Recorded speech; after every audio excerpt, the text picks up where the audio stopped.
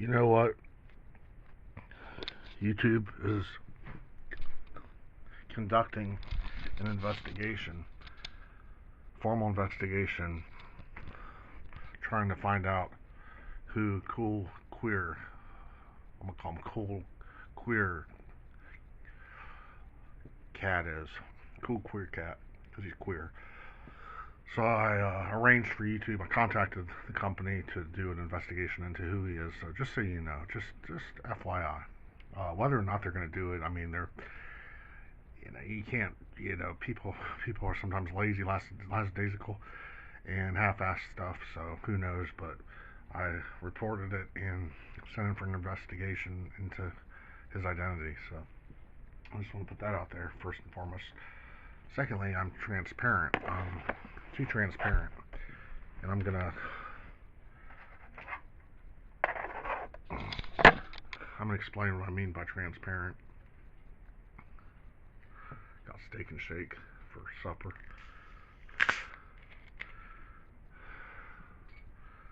Delicious, nutritious malt liquor.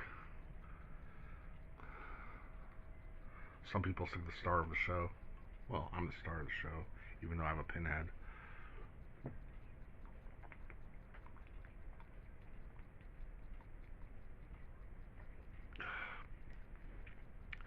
Well, I'm met these college chicks today, and socializing, getting along with them, the vibe going on, clicking with them. Had a good connection with them, made them giggle, laugh. I was smiling. I felt almost rejuvenated. I mean, I could take in. I mean, I actually, when they were talking to me, I was able to take in the peppermint mint aroma. Like, it just was a good. It just was really cool. Anyways, we're getting along and everything. So I volunteer. I'm too honest and transparent. And that's how I think I ruined it, because I was like, well, I live with my mom. I have no friends. It came up in the conversation at some point, and I think that turned her off. But I mean, she asked me what my hobbies were, and she was with her other friend, and both of them were pretty. And I got, long story, I got shot down, rejected.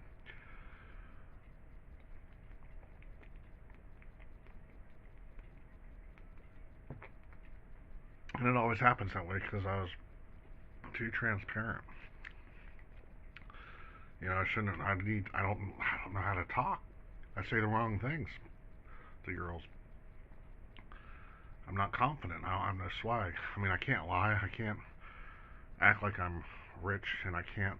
I'm incapable of acting like I'm successful, wealthy, and I can't make up stories to girls. It's just not in my character.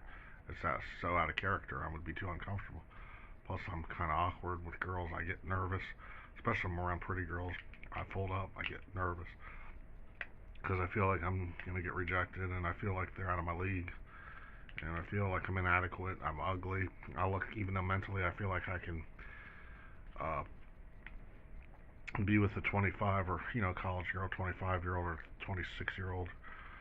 Um, Mentally I feel like I can, but physically I look old. I have gray hair. I don't look good. So girls probably look at me and think I'm in my 50s or 60s. People say the alcohol's aged me. So I came to the conclusion. Let's see, there's stuff on here. In order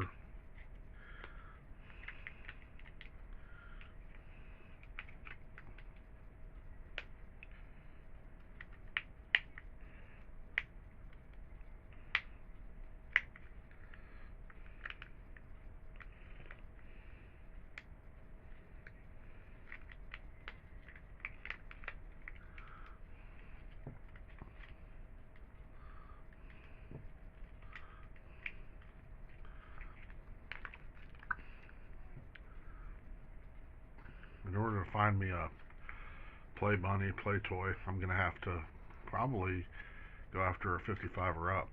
Find me a cougar or a gilf or milf cougar. Uh, Damn it. So,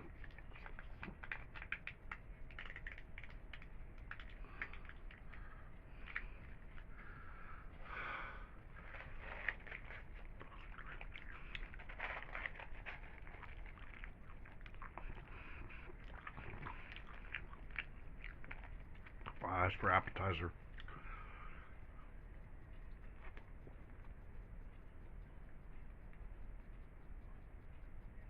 I personally, for the record,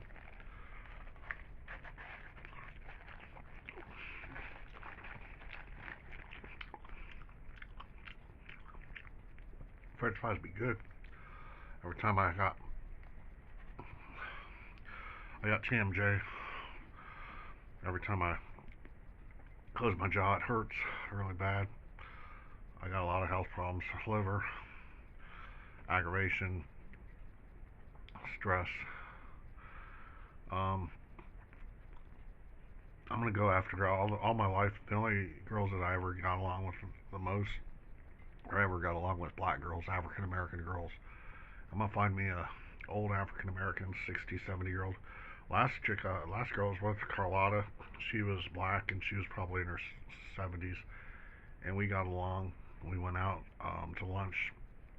I went out to the mall with her. She gave me a kiss in her car once. That's the last kiss I got was from Carlotta. And she was black and pretty for being old, pretty for her age.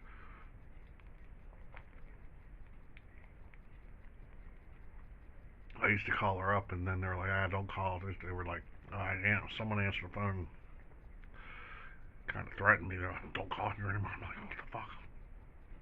I mean, one time I got drunk and asked her to do me a sexual favor, and the next day she was like, I figured. She was like, I figured you were drunk.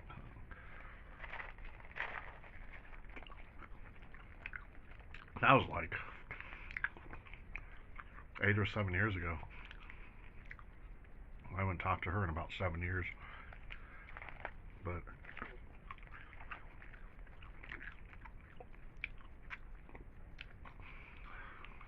I've been single for too long. I'm ready to have a partner, companion. I'm sick of really sick of not having a girlfriend, but I just can't. Maybe I should find a disabled girlfriend. I don't know, because I went to disabled school, learning, or handicap. I don't know.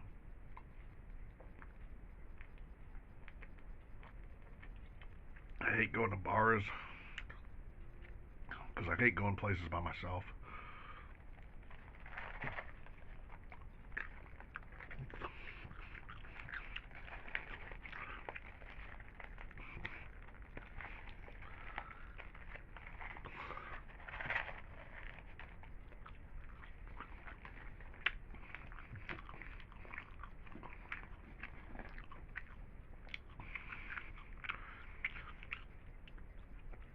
I just think I don't know how to communicate effectively and properly to a woman. I lack the communication skills and the confidence and the.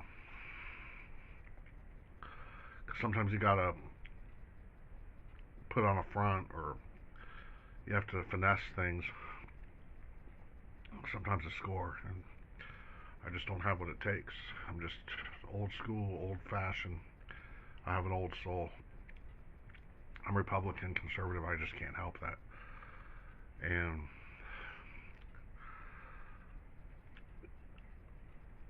cool queer, cool, cool queer cat. Uh, he. Last thing he said was, "Well, cam up or shut up. Cam up or shut up. That's all. That's the bottom line." But I want to correct him. I didn't never kiss. He claimed he's making all this stupid, dumb stuff up, retarded stuff that I kissed my roommate, which just because his face was right here. Well, he was smoking pot, and he just blew the pot, the smoke in my trying to, because I was struggling trying to figure out how to smoke it the right way, and the shit's expensive. So I was like, I couldn't do it right. So he said, "Hold on." He said, "Hold on." I remember that night. I was buzzed. I was drunk that night. It was real late, and I don't even know how it got on camera. I was filming it.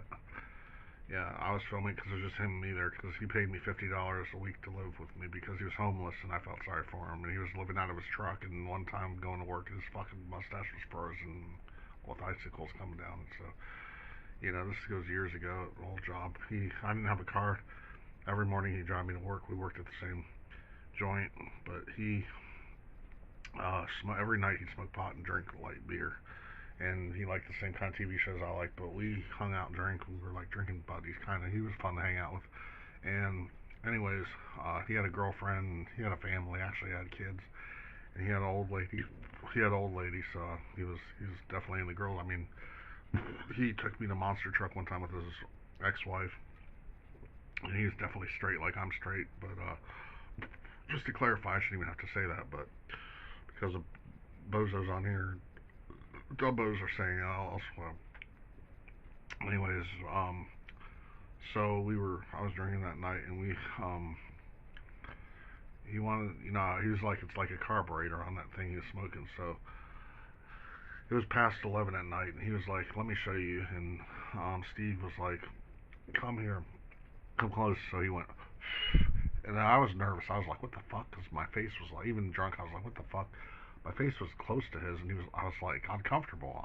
This was awkward. But all he did was the reason he did it, he told me, was to blow the buzz, give me a spot buzz, blow the smoke so I can get a high. He wanted to get me to get high, so and I think it worked.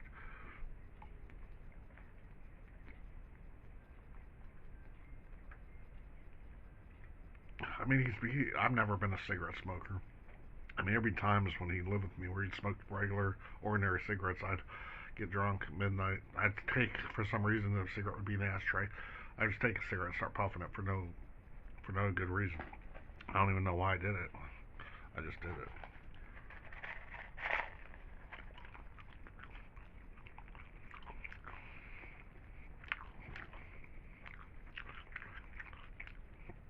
He had his own separate area. He slept in my living room. I had my own bedroom. I slept in my bed in my bedroom. He slept in the living room. He had like a cot or like a sleeping bag he used to sleep in. He was cool. Steve was cool, cool cat. But that stupid allegation that a cool queer, is talking about is a bunch of bullshit. It's not true. Don't listen to him. And the other thing he said was, it is not valid, so it's invalid. So the other thing he said was, off base was, uh, I called him Mo Honey, which I did, but I was being sarcastic. I was just being stupid about it. Like, I have two, let me